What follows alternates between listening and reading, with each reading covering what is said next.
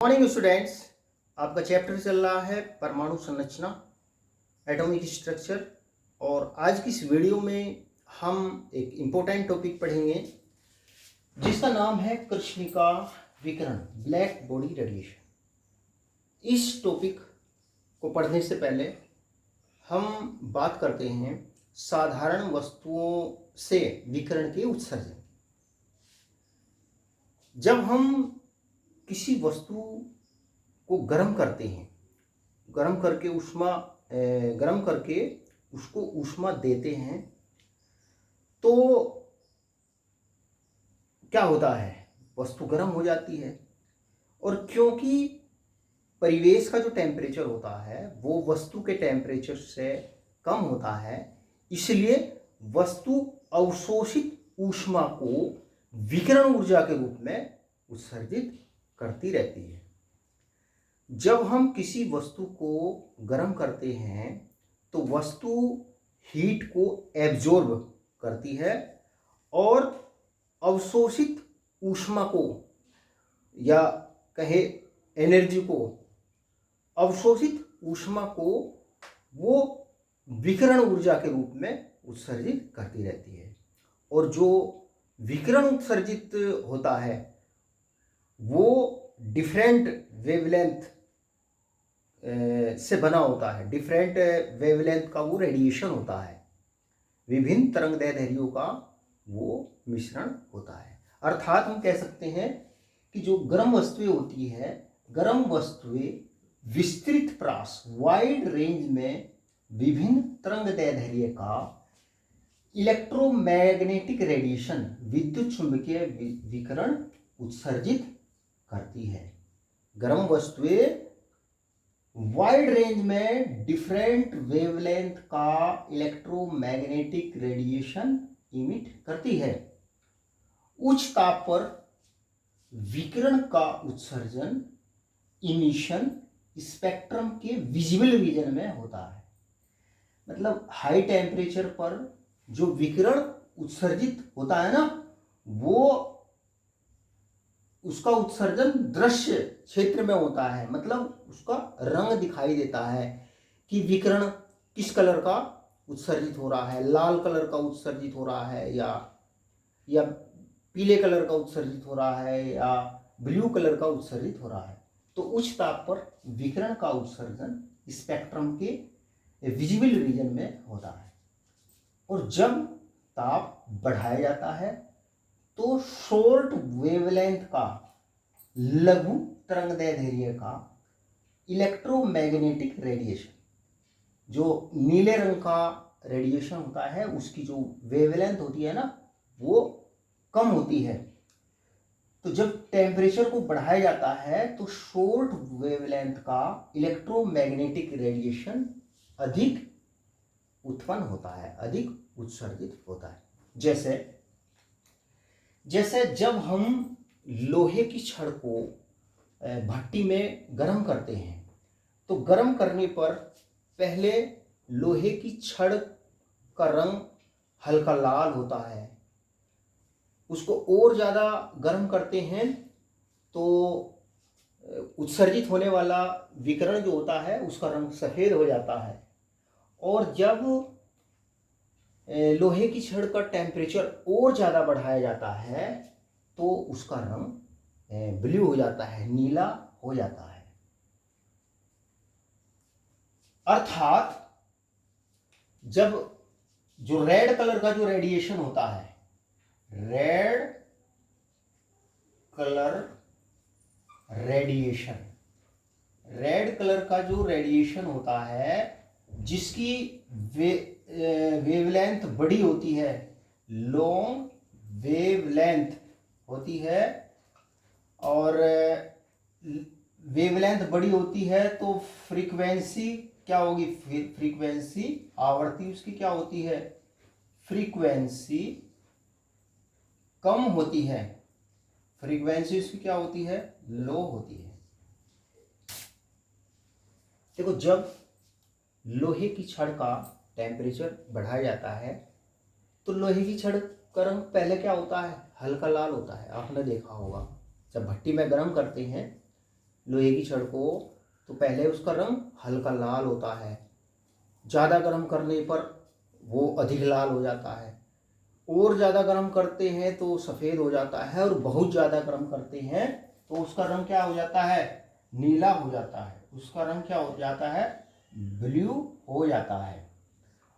अर्थात जो red colour का रेडिएशन होता है एक विशेष ताप पर वो अधिक मात्रा में उत्पन्न होता है। एक विशेष ताप पर रेड कलर का जो रेडिएशन होता है वो अधिक मात्रा में उत्पन्न होता है, अधिक मात्रा में उत्सर्जित होता है।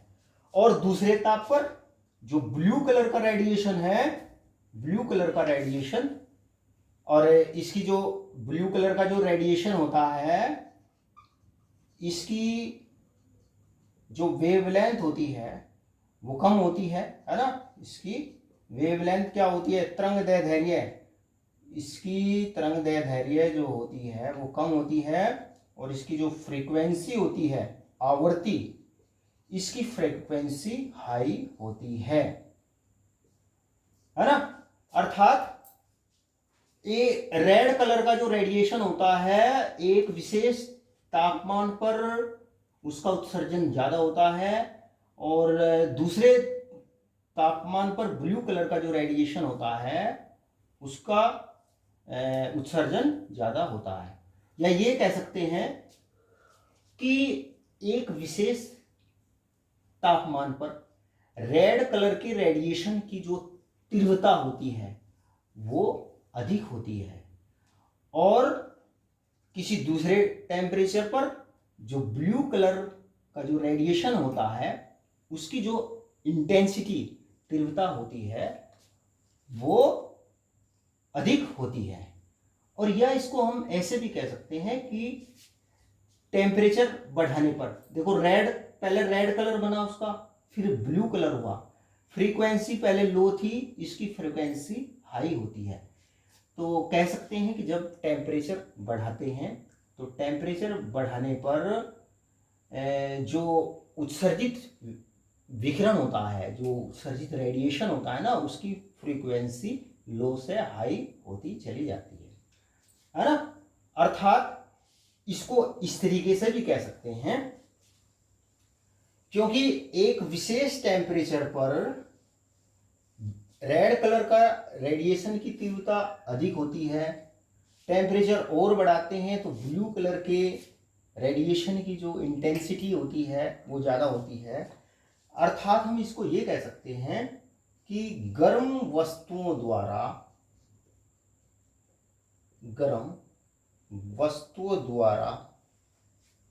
उत्सर्जित विभिन्न तरंगदैर्ध्य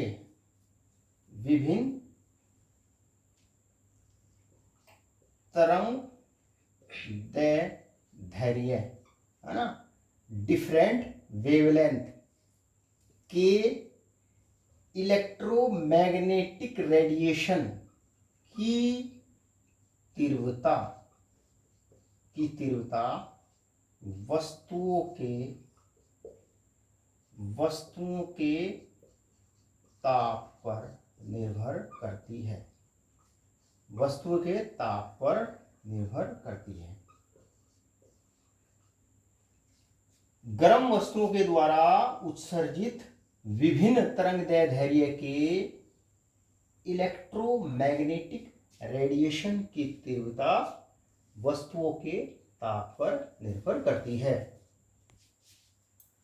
1850 के अंत तक यह ज्ञात हो चुका था कि विभिन्न द्रव्यों से निर्मित वस्तुएं यदि विभिन्न ताप पर रखी जाती है तो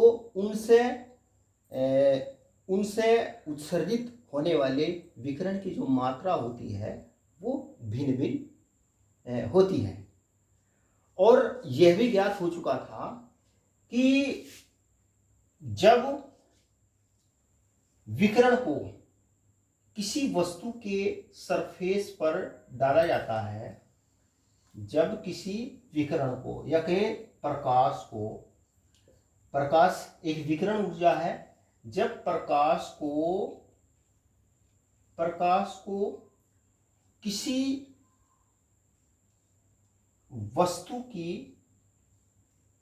वस्तु की सतह पर डाला जाता है या इसको कहते हैं विकृत किया जाता है, इरेडिएट किया जाता है, तो उस विकिरण का कुछ भाग तो हो जाता है परावर्तित। इस विकिरण का कुछ भाग क्या हो जाता है? परावर्तित हो जाता है, रिफ्लेक्ट हो जाता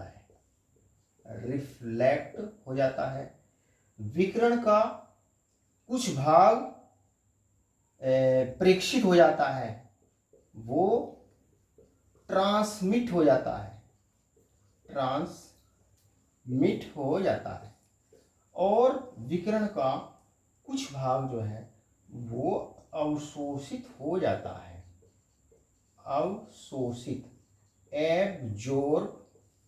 एब्जॉर्ब हो जाता है। जब किसी वस्तु की सरफेस पर प्रकाश को डाला जाता है या विकिरण को डाला जाता है तो विकिरण का कुछ भाग, ये तीन चीजें होती है। विकिरण का जो कुछ भाग होता है वो रिफ्लेक्ट हो जाता है, कुछ भाग ट्रांसमिट हो जाता है, प्रेक्षित हो जाता है, उसमें से आर पार निकल जाता है, और विकिरण का कुछ भाग जो है वो अवशोषित हो जाता है। इस अपूर्ण अवशोषण का कारण ये है, मतलब जितना हम विकिरण डालते हैं वस्तु के सरफेस पर वो सारा विकिरण अवशोषित नहीं होता, मतलब विकिरण का अपूर्ण अवशोषण होता है। विकिरण का क्या होता है? अपूर्ण अवशोषण,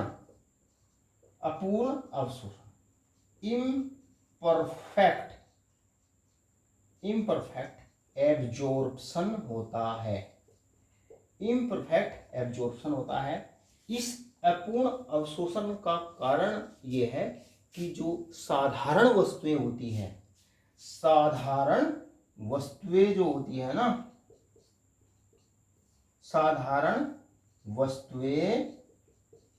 वस्तुएं इसको ऑब्जेक्ट्स कहते हैं अंग्रेजी में, ऑब्जेक्ट्स, और इसको कहते हैं बॉडीज। जो साधारण वस्तुएं होती है वो विकिरण ऊर्जा का अपूर्ण अवशोषक होती है। साधारण वस्तुएं क्या होती है? विकिरण ऊर्जा का इम्परफेक्ट एब्जॉर्बर होती है। वो विकिरण ऊर्जा को पूर्ण रूप से अवशोषित नहीं करती, बल्कि अपूर्ण रूप से विकिरण ऊर्जा को वो अवशोषित करती है। तो ये तो बात हुई साधारण वस्तु। अब बात करते हैं कृष्णिका विकिरण की। कृष्णिका किसे कहते हैं? एक ऐसा आदर्श पिंड, आइडियल बॉडी, एक ऐसा आदर्श पिंड, एक ऐसा आदर्श पिंड, आइडियल बॉडी, जो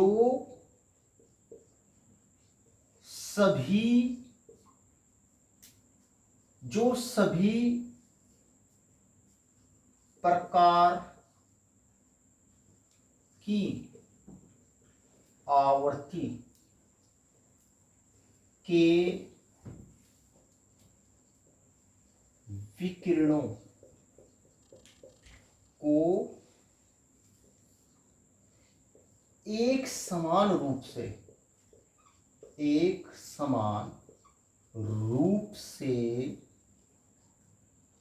मतलब यूनिफॉर्मली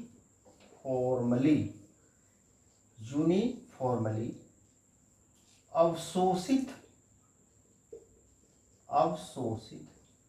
व उत्सर्जित करता है, अवशोषित व उत्सर्जित करता है।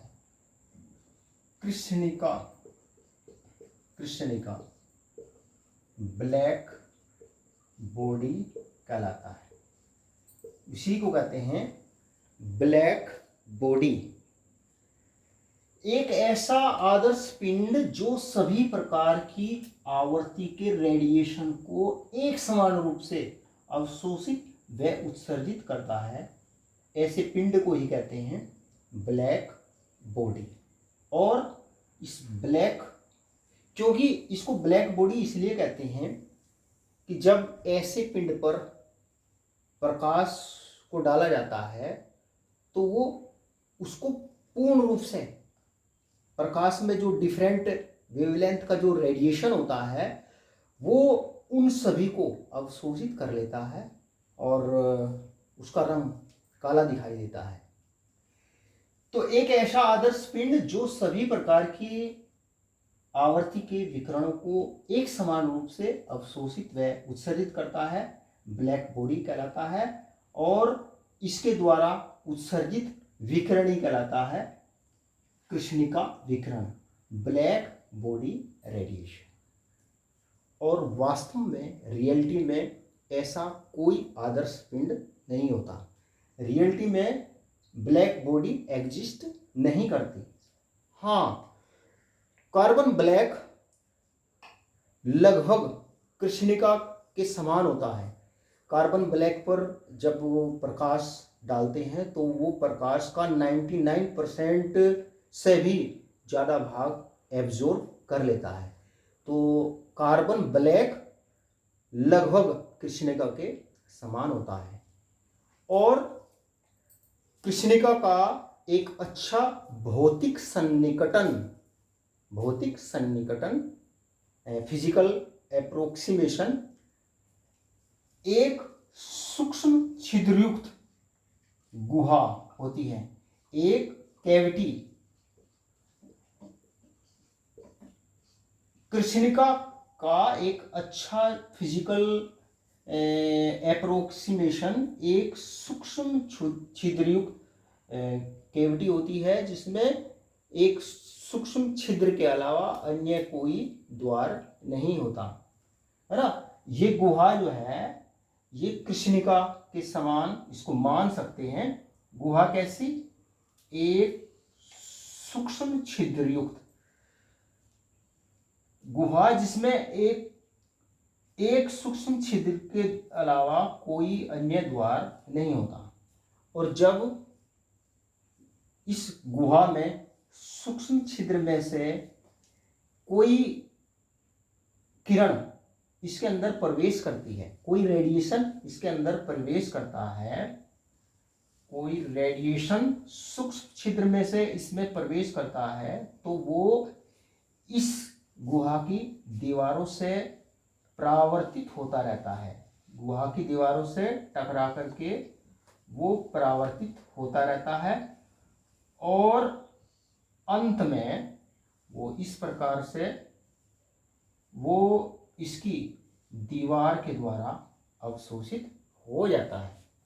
तो आदर्श जो कृष्णिका होती है ना उसका एक फिजिकल एप्रोक्सीमेशन होता है एक सूक्ष्म छिद्रयुक्त गुहा ये मान लेते हैं जिसमें एक सूक्ष्म छिद्र के अलावा कोई अन्य प्रवेश द्वार नहीं होता। और जब इसमें से प्रकाश की किरण इसके अंदर प्रवेश करती है तो या कहें जो रेडिएशन इसके अंदर प्रवेश करता है तो वो इसकी दीवारों से परावर्तित होता रहता है और अंत में वो इसकी दीवार के द्वारा वो अवशोषित हो जाता है। कृष्णिका ब्लैक बॉडी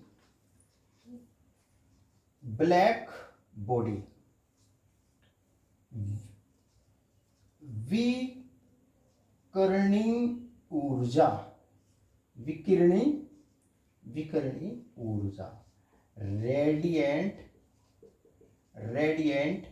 एनर्जी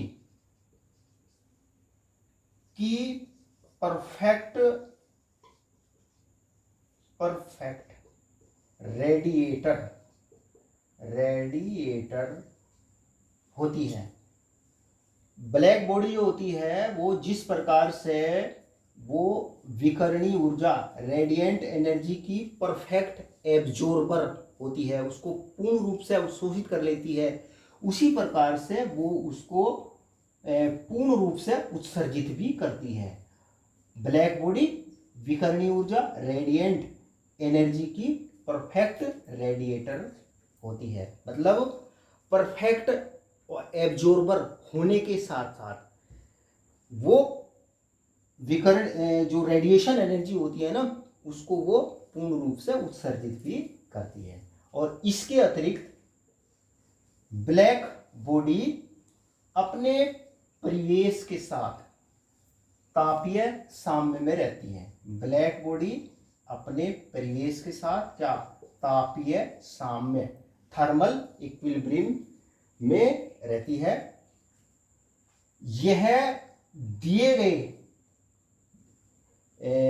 गए समय में पर यूनिट एरिया में उतनी ही ऊर्जा विसरित करती है। पर यूनिट एरिया में दिए गए समय में यह उतनी ही ऊर्जा विसरित करती है, रेडिएट करती है। रेडिएट मतलब उत्सर्जित करती है जितनी ऊर्जा ये अपने परिवेश से ग्रहण करती है। तो जो एक ब्लैक बॉडी जो होती है ना, ब्लैक बॉडी हमेशा अपने परिवेश अपने सराउंडिंग के साथ में हमेशा ये थर्मल इक्विलिब्रियम तापीय साम्य में होती है। और इसके साथ साथ यह दिए गए समय में, क्योंकि ये तापीय साम्य में होती है, तो ये दिए गए समय में पर यूनिट एरिया में उतनी ही ऊर्जा विसरित करती है, उतनी ही ऊर्जा रेडिएट करती है जितनी ये अपने परिवेश से अवशोषित करती है। और कृष्णिका के द्वारा उत्सर्जित विकिरण की तीव्रता उसके ताप पर निर्भर करती है। कृष्णिका से उत्सर्जित जो विकिरण की जो तीव्रता होती है ना, वो उसके ताप पर निर्भर करती है। दिए गए ताप पर कृष्णिका द्वारा ब्लैक बॉडी द्वारा उत्सर्जित विकिरण की तीव्रता इंटेंसिटी, दिए गए ताप पर ब्लैक बॉडी द्वारा उत्सर्जित विकिरण की तीव्रता तरंगदैर्ध्य बढ़ने के साथ, विकिरण की वेवलेंथ बढ़ने के साथ बढ़ती है। दिए गए ताप पर ब्लैक बॉडी द्वारा उत्सर्जित विकिरण की तीव्रता वेवलेंथ बढ़ने के साथ बढ़ती है और एक पार्टिकुलर वेवलेंथ पर विकिरण की तीव्रता अधिकतम हो जाती है और उसके बाद में विकिरण की तीव्रता घटनी शुरू हो जाती है। इसको हम ग्राफ के द्वारा इस प्रकार से प्रदर्शित करते हैं। दिए गए टेम्परेचर पर उत्सर्जित विकिरण की तीव्रता इंटेंसिटी और उसकी तरंगदैर्ध्य के बीच में ग्राफ खींचने पर इस प्रकार का ग्राफ प्राप्त होता है। पहले ये वाला ग्राफ देखते हैं।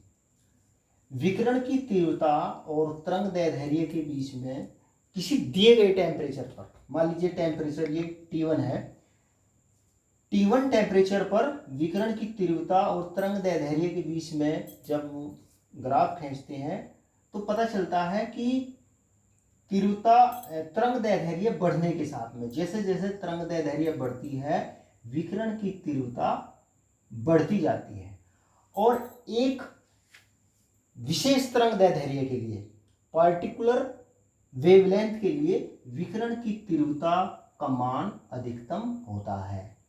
मतलब एक दिए गए टेम्परेचर पर एक पार्टिकुलर वेवलेंथ, मान लीजिए ये वेवलेंथ है, एक पार्टिकुलर वेवलेंथ का रेडिएशन जो होता है ना उसकी तीव्रता अधिकतम होती है, और उसके बाद में तरंगदैर्ध्य बढ़ने के साथ विकिरण की तीव्रता बढ़ती है, और उसके बाद में वो फिर धीरे धीरे कम होना शुरू हो जाती है।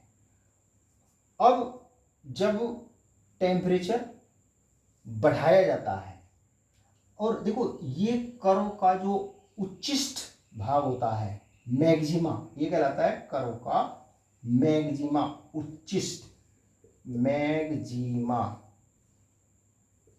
उच्चिष्ट, इसको कहते हैं कर्व का मैक्सिमा, है ना।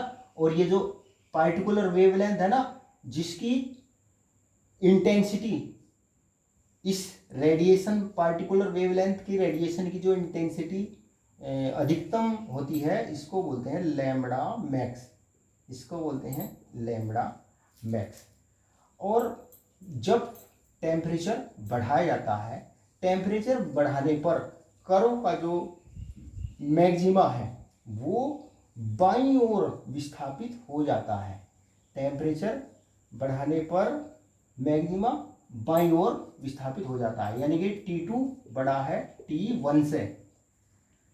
मतलब जब ताप बढ़ाते हैं तो जो शॉर्ट वेवलेंथ का रेडिएशन है, शॉर्टर वेवलेंथ का जो, देखो एक इसकी वेवलेंथ के, इस वेवलेंथ के रेडिएशन की जो इंटेंसिटी है वो सबसे ज़्यादा है, और इस वेवलेंथ के रेडिएशन की जो इंटेंसिटी है वो सबसे ज़्यादा है। मतलब जब टेम्परेचर बढ़ाते हैं तो जो शॉर्टर वेवलेंथ का रेडिएशन है उसकी इंटेंसिटी बढ़ती है। मतलब टेम्परेचर बढ़ाने पर कर्व का जो मैक्सिमा है ये बाईं ओर विस्थापित हो जाता है। तो टेम्परेचर बढ़ाने पर जो कर्व का जो मैक्सिमा है वो किधर शिफ्ट हो जाता है, बाईं ओर शिफ्ट हो जाता है, यानी कि ये क्या है, लैम्बडा मैक्सिमम। इस वेवलेंथ T2 टेम्परेचर पर इस लैम्बडा मैक्सिमम वेवलेंथ का जो रेडिएशन होता है उसकी इंटेंसिटी ज़्यादा होती है, और विकिरण की तीव्रता को तरंगदैर्ध्य के फलन के रूप में प्रस्तुत, प्रेडिक्ट करने के अनेक प्रयास किए गए, परंतु इलेक्ट्रोमैग्नेटिक रेडिएशन के तरंग सिद्धांत के आधार पर ये जो कर्व प्राप्त होते हैं इनके परिणामों की संतोषजनक व्याख्या नहीं की जा सकी। इसके लिए ब्लैक बॉडी रेडिएशन की व्याख्या करने के लिए बाद में प्लांक ने अपना क्वांटम सिद्धांत दिया गया। प्लांक ने अपना क्वांटम सिद्धांत दिया जो इलेक्ट्रोमैग्नेटिक रेडिएशन की कण प्रकृति को प्रदर्शित करता है। तो प्यारे विद्यार्थियों, आज हमने आपको बताया ब्लैक बॉडी रेडिएशन क्या होता है। प्यारे विद्यार्थियों, आज की वीडियो में इतना ही। वीडियो अच्छा लगे तो लाइक करना, शेयर करना, चैनल को सब्सक्राइब करना। चैनल का नाम chemistry bye Ashok Kumar. Thank you, नमस्कार।